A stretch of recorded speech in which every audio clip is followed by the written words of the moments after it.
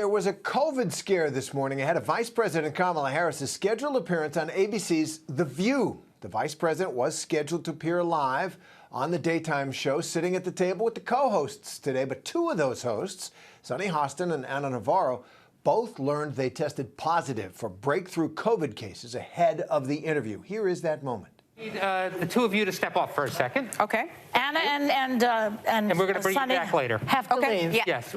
And we'll tell you why. More information later. It's a tease. We'll tell you why in a couple of minutes. So shall I introduce the vice president? Yes. Okay. So, vice president. No. Nope. Okay. Shall we dance? Let's do a tap dance. Since this is going to be a major news story any minute now. Yeah. What happened is that Sunny and Anna both apparently tested positive for COVID. No matter how hard we try, these things happen. They probably have a breakthrough case, and they'll be okay, I'm sure, because they're both vaccinated up the wazoo. You know, a lot of vaccines. Well, that interview was delayed for much of the show as producers and the Secret Service took precautions to make sure Vice President Harris would remain safe. The vice president did go on to do the interview, but from a remote location within the ABC building. When Vice President Harris did eventually appear for her interview, she noted the effectiveness of the vaccines since the anchors did not appear to have any noticeable or severe symptoms.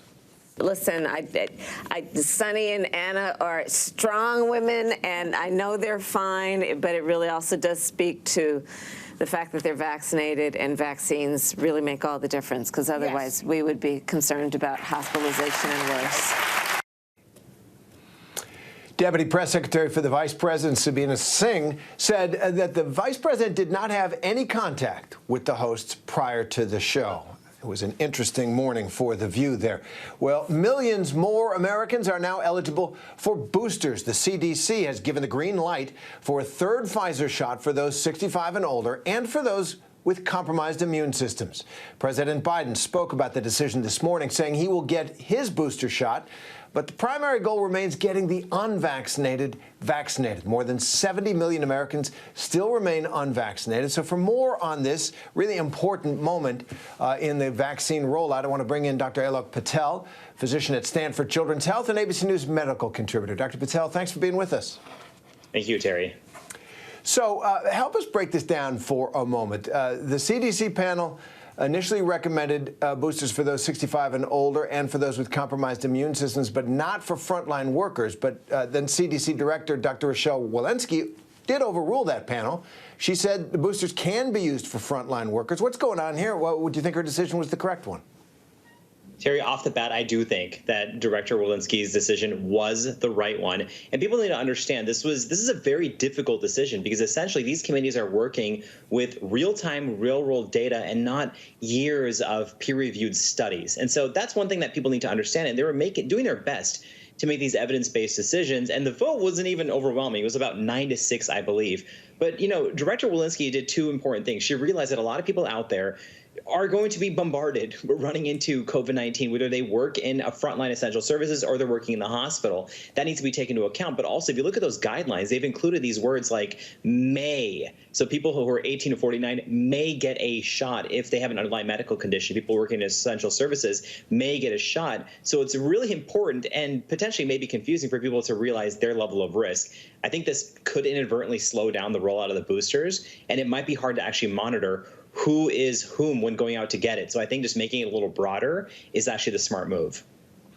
And in general, Dr. Patel, you know, we have had this struggle with vaccine acceptance, with so many stories and myths going around about it. And here is a booster shot. There seems to be some conflict around that. Are you concerned at all that that will further weaken confidence in the country in this vaccine? Oh, it's not even about me being concerned. I can look right now on social media and look at the tweets coming out of people who are seeing this mixed messaging and using that to support their mistrust or their hesitancy against the vaccine. And I think that's been part of the issue with seeing a different message from the White House than the FDA, from the CDC committee and Director Walensky. And we need to do a much better job. We've needed to do a much better job over the past 2 years with having transparency. But one thing is true. Throughout all these meetings, there's been reassurance that the vaccine still protects against severe disease, hospitalizations, or death. That has never changed. That has never been a point of debate. And that is what everyone out there needs to remember if they're concerned about the effectiveness or not. That's what the vaccines were designed to do. They're still doing that. That's right. As a vaccinated American, I feel great that I am vaccinated because this thing is for real, and obviously it's for real. So about the booster shot now, and let's look ahead. Do you think we're moving in dealing with COVID, which is now really part of our lives, towards annual or semi-annual COVID vaccinations? No, we don't have any evidence yet to definitively say that this is going to be something we're going to need to get vaccinated for multiple times. Some public health experts, immunologists, have even suggested that if vulnerable Americans get that third booster, it'll wind up being a 3-dose series for this vaccine, and that might even protect us for a longer period of time. We'll just have to wait and see what the data shows. I don't think people who are not high risk need to worry unless there is definitive evidence that the protection is waning against severe disease. But Terry, you're right. This virus is not going anywhere. It's endemic. It's going to be a part of American life from now on. It's all about harm reduction and what our tolerance really is going to be for differentiating between a positive infection versus symptomatic disease. All right, Dr. Alok Patel, thanks very much for being with us. Thank you. Hi, everyone. George Stephanopoulos here. Thanks for checking out the ABC News YouTube channel. If you'd like to get more videos, show highlights, and watch live event coverage, click on the right over here to subscribe to our channel. And don't forget to download the ABC News app for breaking news alerts. Thanks for watching.